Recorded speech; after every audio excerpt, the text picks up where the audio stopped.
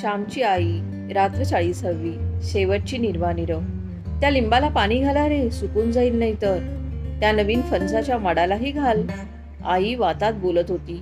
त्या वातात तिने स्वतःच्या हाताने नवीन लावलेली झाडे ती तिला दिसत होती. आजारी व अशक्त होती, तरी त्या झाडांना ती पुरण घाली, त्यांना पाणी घाली. त्यांची पाने किडे खातात की काय तेही पाही. आईच्या हातची कितीतरी झाडे परसामध्ये होती. मी दापोलीत असताना चंदनाचे माडे नेले होते. इतर सारे मेले, पण आईने लावलेला तेवढाच जगला होता. प्रेमाने लावलेला म्हणून का तो जगला? पहाटेची वेळ होती. वातात आई बोलत होती. त्या बोलण्यात मेळ नसे.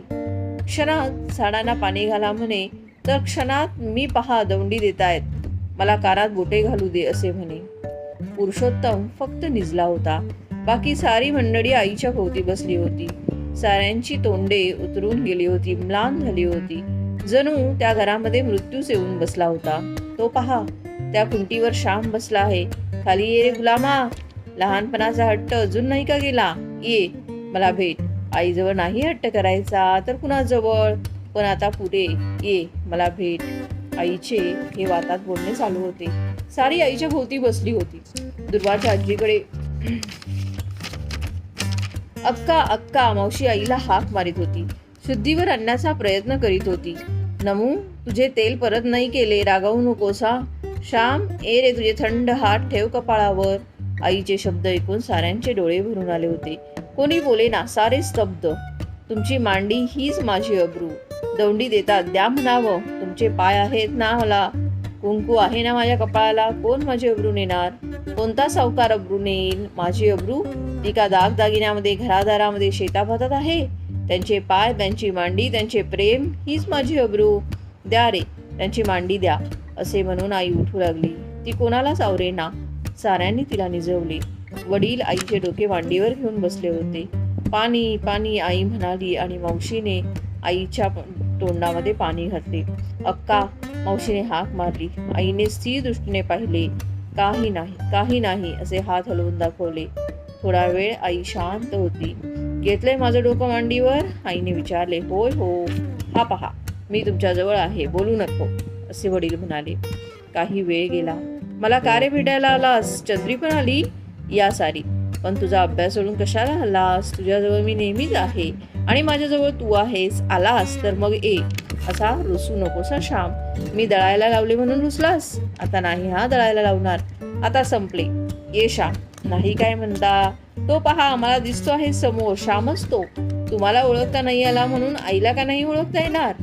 अशी वातामध्ये रात्र गेली. दिवस उजाडला. पुरुषोत्तमला मावशी म्हणाली, राधाताईंकडून हेमगर्भाची मात्रा आणून ठेव जा. हेमगर्भाची मात्रा शेवटच्या क्षणाला देतात. 2 मिनिटे आणखी जरा दुगदुगी राहते. मावशीला आईचे चिन्ह काही बरे दिसेना. एका रात्रीत आईचे डोळे किती खोल गेले होते. त्या दिवशी संकष्टी चतुर्थी होती. वडिलांचा उपवास असे, परंतु ते अशक्त झाल्यापासून दुपारी धान्य फराळ करीत, सोजी खात. आई त्यांना म्हणाली, आज चतुर्थी ना, जा स्नान करा, थोडी सोजी खाऊन घ्या, असे हाल नका करू. हो, स्वतःचे जा खाऊन घ्या. तुटक तुटक मोठ्या कष्टाने ती बोलत होती. वडील उठले, स्नान करून देवळात गेले. येताना त्यांनी गणपतीचे तीर्थ आणले आणि आईला दिले. आईने धाकट्या पुरुषोत्तमलाही जवळ घेतले. त्याच्या तोंडावरून हात फिरवला. अत्यंत क्षीण स्वराने ती म्हणाली, बाळ, चांगला राहा, हट्ट नको करू. दादा अण्णा आहे, तुला मावशी आहे, चांगला नीट वाग. पुरुषोत्तम रडू लागला. आई सारखी त्याच्या पाठीवरून हात फिरवीत होती. सकू, सारांनी खाल्लेत का? आईने विचारले. होय ग अक्का, मावशी म्हणाली. सकू, सारी तुझी हो, माय मरण मावशी जगो. पुरुषोत्तम, श्याम, सारी तुझी. चंद्री, गजू, सारी तुझी. आई शेवटची निर्वाणीरोग करत होती. होय हो अक्का, मावशी म्हणाली. श्याम गरीब गुणाचा, चंद्री, गजू, देव आहे साऱ्यांना तो. आई तुटक बोले. कितीतरी वेळाने एक एक शब्द बोले. सारी आईच्या भोवती बसली होती. दुर्वांच्या आजीकडे बघून आई म्हणाली, क्षमा, बोलले चालले विसरा. आजी विरघळूनच गेली. कितीतरी वेळाने एखादा शब्द आई उच्चारी. सखू, नानांना म्हणावं क्षमा करा, त्यांची मी मुलगीच आहे. बयोला म्हणावे क्षमा करा. पुन्हा शांत. मध्येच आई डोळे गरगर फिरवी, मध्येच डोळे मिटी. श्याम, एकच शब्द. अक्का, त्याला आज बोलावते हा, मावशी म्हणाली. मावशी भाऊंना म्हणाली, भटजींना बोलवा व गोप्रदाने सोडवा. मरताना गाय दान द्यावी असं आहे. गाय नसेल तर काही पैसे गोप्रदान म्हणून या नावाने देतात. आईच्या हातून गोप्रदाने सोडण्यात आली. आईला बोलता येई नावानी गेली ती नुसती पाही. पुरुषोत्तमच्या अंगावरून हात फिरवी, मध्येच बोट वर करी देवाकडे जाते असे सुचवी.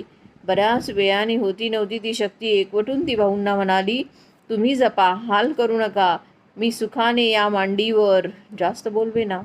सारे शांत होते. आईला ऊर्ध्व लागला. गावातील वैद्य कशाक पाहिले. त्यांनी नाडी पाहिली. अर्धी घटका. ते खिन्नपणे म्हणाले व गेले. शेजारच्या जानकी वहिनी व राधाताई आल्या होत्या. नमू मावशी बसली होती. इंदू होती. तेथे स्मशान शांती होती. आई जाणार कोणाला शंकाच नव्हती. तिला श्याम आणि चंद्री भेटली नाहीत. गजू भेटून गेला.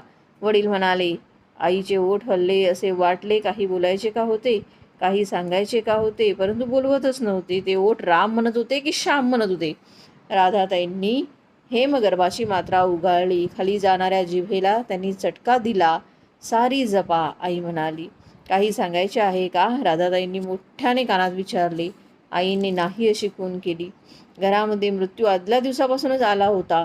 शेवटच्या क्षणाची तो वाट पाहत होता. पुन्हा एकदा आईने जोर केला व म्हणाली, सारे सांभाळा, देव आहे. शेवटची लक्षणे दिसू लागली.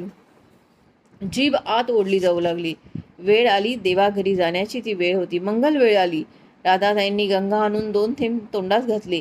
तुळशीपत्र तोंडात ठेवण्यात आले. आईला घोंगडीवर घेण्यात आले. देवाकडे जाताना विरक्त होऊन जावे लागते. थोडा वेळ गेला. राम ऐकू आले. आईने राम म्हटलं.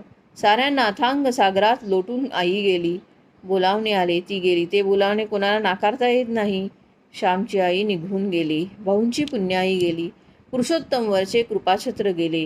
श्याम व गजानन त्यांच्या जीवनातली स्फूर्तिदात्री देवता, प्रेममय देवता गेली.